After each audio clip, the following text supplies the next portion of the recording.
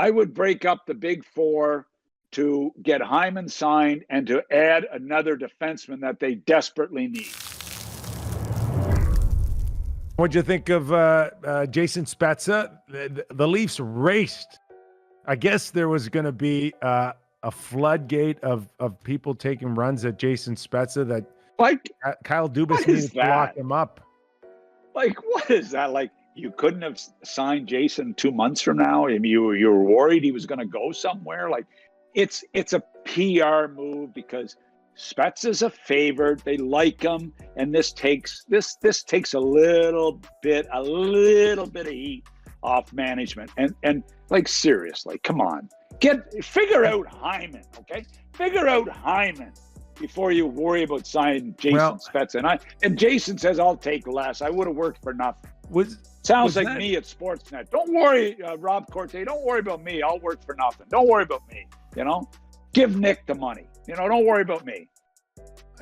I'm almost wondering, Mac, if that was strategic to sign Spezza, knowing that how he feels about how he would take less if he could.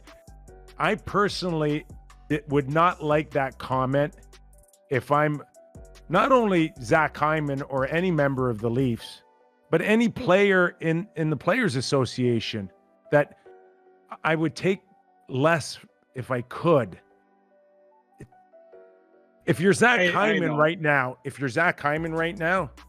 aren't you a little pissed off at Jason Spezza? Because all the Leafs can do now is turn around to Zach Hyman and say, "Why can't you be more like Jason Spezza?" Yeah, and Hyman could say, because I haven't played 18, 19 years in the league, and I'm trying to make some money. I sort of, when I saw they signed him, I just chuckled. I thought, I love Jason. I love what he's done. I like his little giggles. I like lots of things about him. I like the way he's played, but come on, just sign him. Just make a deal with him and announce it before training camp, like it's like a big deal. Yeah. And the media are running like, "Oh my God, we got Jason signed!"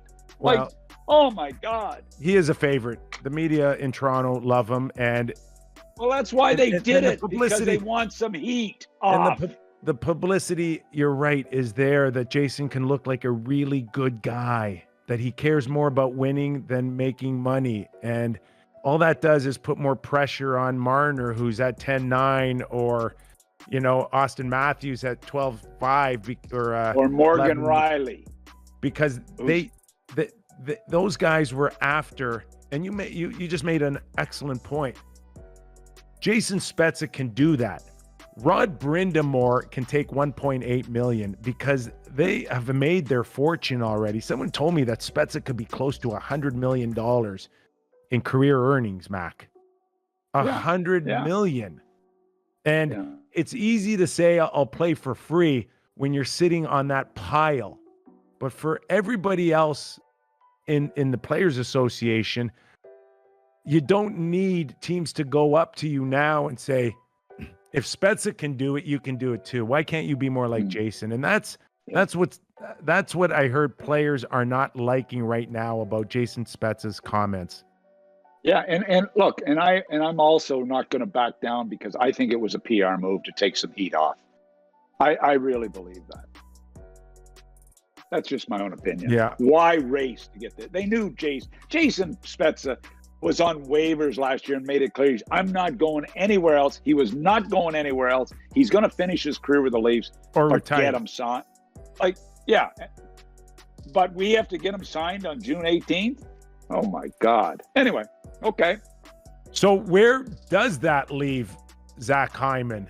Because again, when you hear of teams like Los Angeles and Detroit willing to go 5.5 or 6, there's not a chance that the Leafs can do that. They got 12.5. What do they got? 12.5 million in cap space to sign 9 players. I guess it's 8 now because they got Spezza done.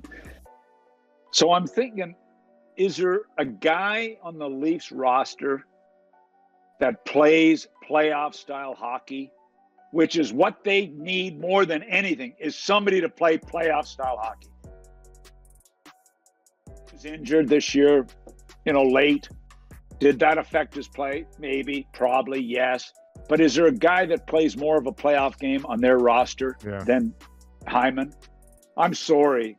This is a guy that if they lose Hyman, and people say, well, they're not going to break up their big four. Well, I'm telling you, before I lose Hyman, you better do some serious soul searching as to how your team is going to perform at playoff time, because he's one guy that brings it. You would break up the big four to keep Hyman? I would break up the big four to get Hyman signed and to add another defenseman that they desperately need. I said going into the playoffs, they weren't deep enough in the blue line. I didn't like their blue line. I've loved Morgan Riley. Wow. Muzzin gets hurt too often for me, but I love him. Hall's fine. That blue line wasn't good enough to play at playoff time. Sorry. So